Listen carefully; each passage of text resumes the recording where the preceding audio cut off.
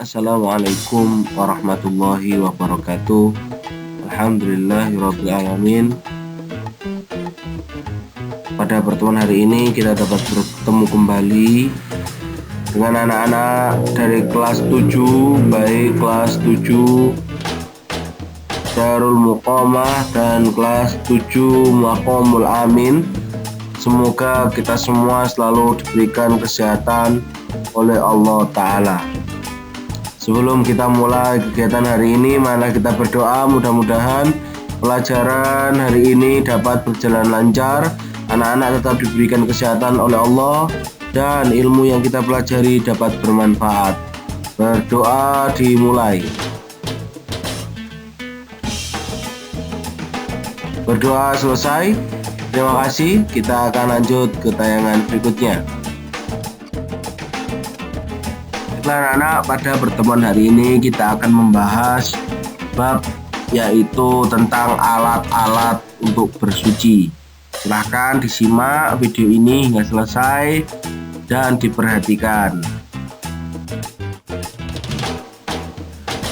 Air sebagai alat bersuci. Air merupakan alat bersuci yang utama, namun tidak semua air dapat digunakan sebagai alat bersuci.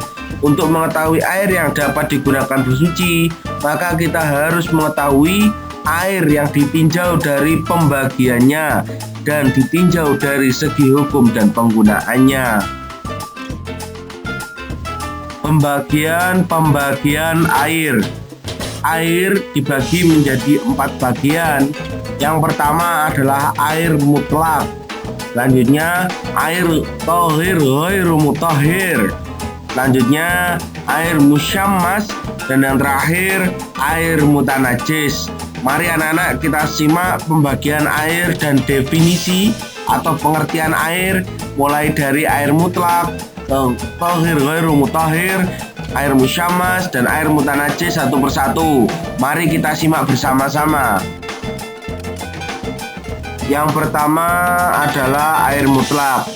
Air mutlak, air ini disebut juga dengan air suci dan mensucikan, yaitu air yang jatuh dari langit atau bersumber dari bumi. Air mutlak dapat digunakan sebagai alat mensucikan benda-benda lain dengan syarat ketiga sifat yang dimilikinya, yaitu warna, rasa, dan bau tidak mengalami perubahan. Kita juga menemukan 6 kategori air yang termasuk air mutlak, yaitu air hujan, air laut, air sungai, air sumur, mata air, dan air es. Sekali lagi, air mutlak yaitu air yang suci dan mensucikan. Jadi jelas-jelas dapat mensucikan kita dari hal-hal yang bersifat tidak suci, dengan alasan atau dengan dasar 3 sifat yang dimilikinya tidak mengalami perubahan. Yang dimaksud perubahan di sini, kita bisa menggunakan air sungai sebagai alat untuk bersuci, untuk wudhu, asalkan 1, warnanya, rasanya, dan baunya tidak berubah. Jadi kalau ada air sungai kok baunya itu tidak enak atau warnanya sudah menjadi warna coklat atau sudah tidak bersih lagi, maka walaupun itu air sungai tapi tidak bisa digunakan untuk bersuci. Sebab apa? Sebab warna, rasa, dan bau sudah mengalami perubahan. Jadi disimak nggih, diperhatikan dengan sungguh-sungguh. Selanjutnya adalah air thahir ghairu mutahhir. Air thahir ghairu mutahhir adalah air suci yang tidak mensucikan bagi benda lain.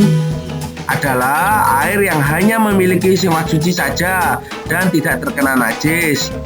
Jenis air ini dibagi menjadi 3. Yang 1, air suci bercampur dengan benda yang suci sehingga menyebabkan berubahnya. Ini perhatikan, sehingga menyebabkan berubahnya salah satu sifat air, karena dia sudah tercampur dengan benda yang suci, sama-sama suci, dan mengalami perubahan warna, rasa, dan bau. dan menghilangkan sifat suci benda lain yang sebelumnya dimiliki oleh air. Seperti contoh, minyak melati, kuah soto, dan adonan kue atau adonan roti. Kenapa? Ketiganya menyertakan air yang suci mensucikan. Kita pakai buat minyak melati, warnanya, rasanya sudah beda. Kesucian air yang ada di masing-masing tetap terjaga, namun tidak lagi mensucikan.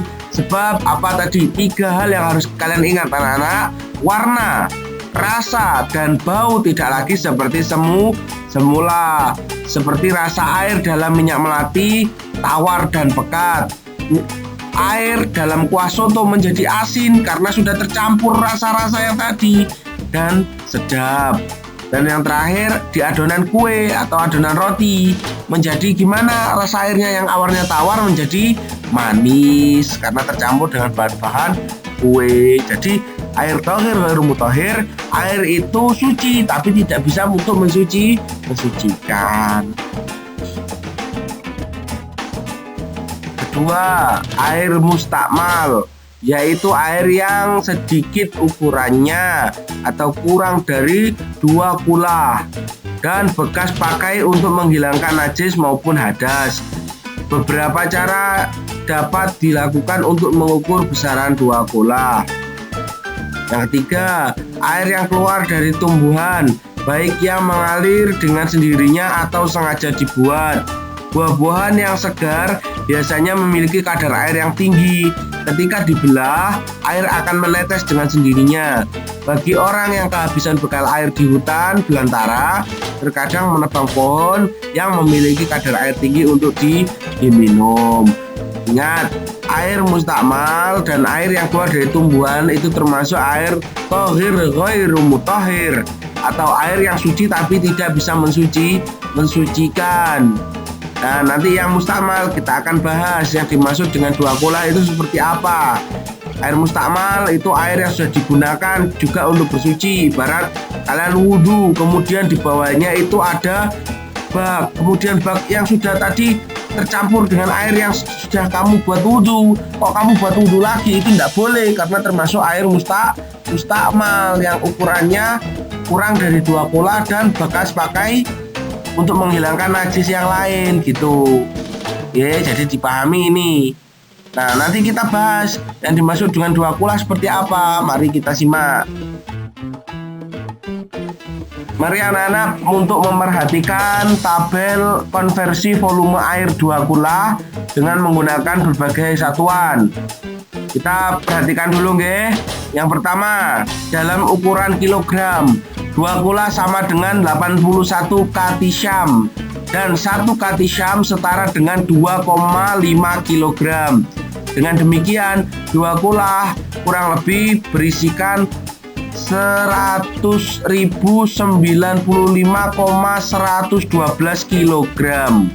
Itu kalau dalam ukuran kilogram.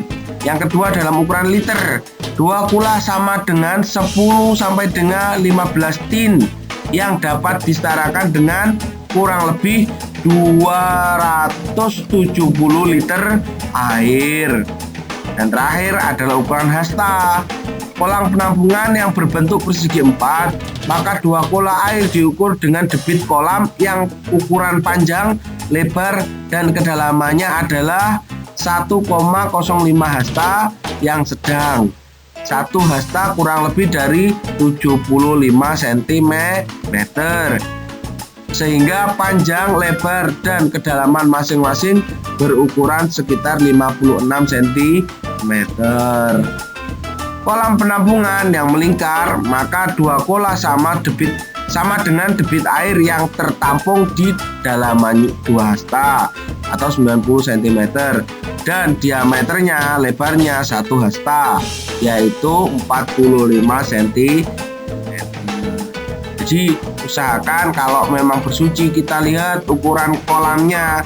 Kalau kolamnya kalau kolamnya melingkar, ini hitungan hasta itu sama dengan ukuran bentuk. Nah ya, kalau hasta itu bentuk.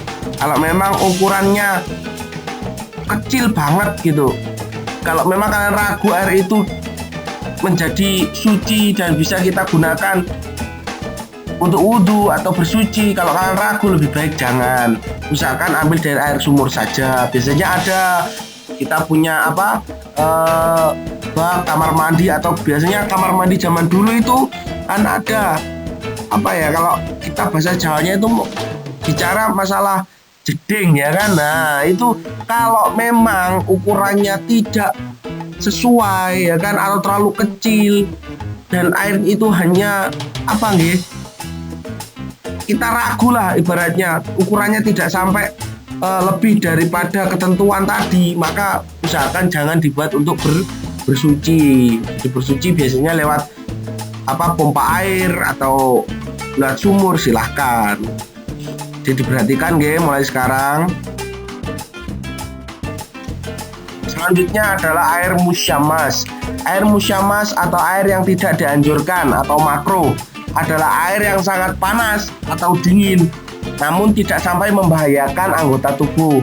Tidak dianjurkan karena dapat yang pertama menghilangkan atau mengurangi kekhusyukan orang dalam berwudu. Yang kedua, membuat pelakunya atau orangnya yang melakukan kegiatan bersuci itu menjadi gelisah dengan pedihnya panas atau dingin. Yang ketiga, menyebabkan tergesa-gesa untuk mengakhiri pemakaiannya. Contoh, kalau kita berada di tempat yang dingin, setelah itu kita mau wudhu, ternyata airnya itu dingin sekali. Akhirnya kita wudhu menjadi tergesa-gesa dan tempat kita berwudhu tidak sesuai. Contoh, telinga hanya dimasukkan saja di telinganya tanpa diratakan, di muka hanya di depan hidung saja tanpa diratakan, maka air tersebut disebut air musyammas atau makruh.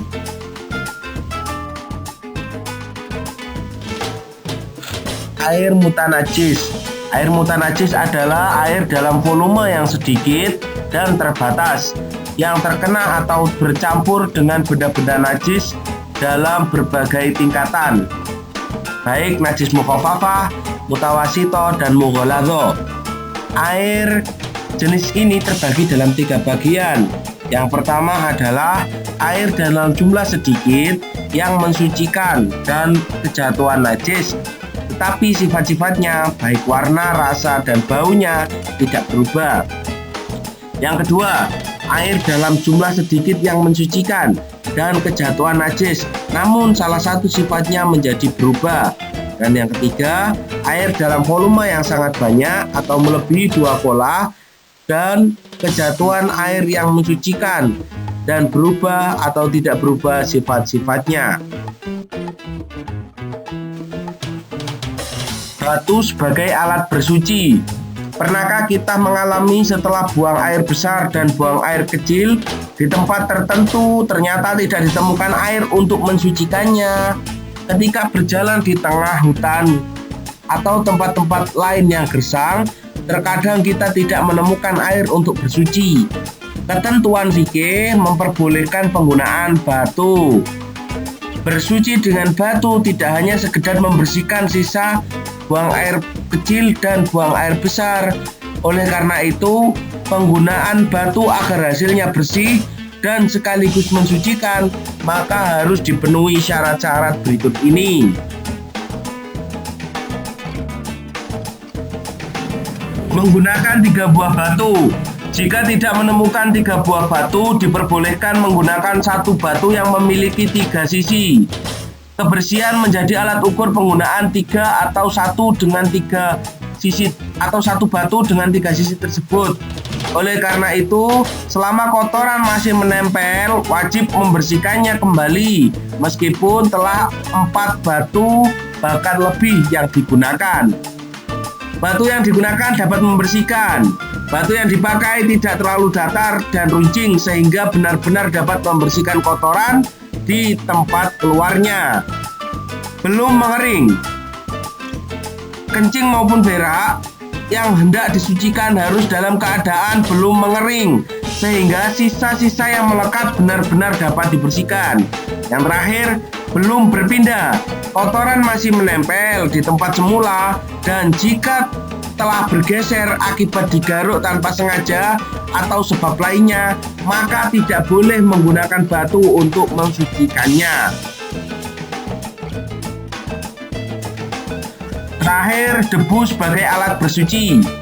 Debu merupakan alat yang dapat digunakan sebagai pengganti wudhu dan mandi wajib, atau yang biasa kita sebut dengan tayamum. Tayamum diperbolehkan untuk dilakukan apabila tidak ada air yang digunakan untuk bersuci. Adapun tanah yang digunakan untuk bersuci adalah tanah yang ada di atas bumi, pasir, batu, atau tembok. Untuk tata cara tayamum nanti akan kita bahas pada pertemuan berikutnya. Alhamdulillahirrabbilalamin. Terima kasih anak-anak. Pada pertemuan hari ini materi telah Pak Khuluk sampaikan. Semoga apa yang kita pelajari dapat bermanfaat. Dan Pak Khuluk berpesan kepada kalian semuanya, tetap jaga kesehatan, selalu pakai masker jika keluar rumah, dan usahakan tetap menjaga protokol kesehatan dimanapun kalian berada. Dan yang paling utama, tetap jaga nama baik alma mater kalian. Terima kasih. Itu saja yang dapat Pak Khuluk sampaikan. Wallahul muwaffiq ila aqwamit thoriq. Assalamualaikum warahmatullahi wabarakatuh.